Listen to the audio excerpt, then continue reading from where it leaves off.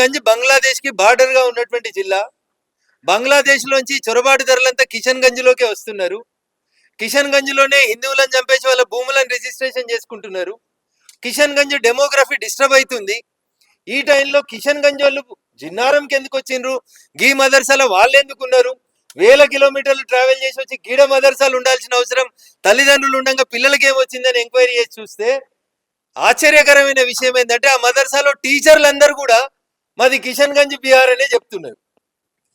So నేను పోలీసుని కాదు కాబట్టి నేను పోయి నీ ఐడెంటిటీ కార్డు ఏంది, నీ ఆధార్ ఏంది అని అడగలేను కాబట్టి రాష్ట్ర డీజీపీ గారిని వారం రోజుల క్రితం కలిసి నా దృష్టికి వచ్చిన ఈ విషయాలన్నీ వారికి చెప్పి అసలు మదర్సాల్లో ఏం జరుగుతుంది, ఎవరన్నా తెలంగాణలో ఉన్న గరీబ్ పిల్లలు చదువుకోవడానికి బడికి పోవడానికి అవకాశం లేకపోతే మదర్సాలో పెట్టి చదువు చెప్తున్నారేమో అని అనుకునేటోళ్ళం.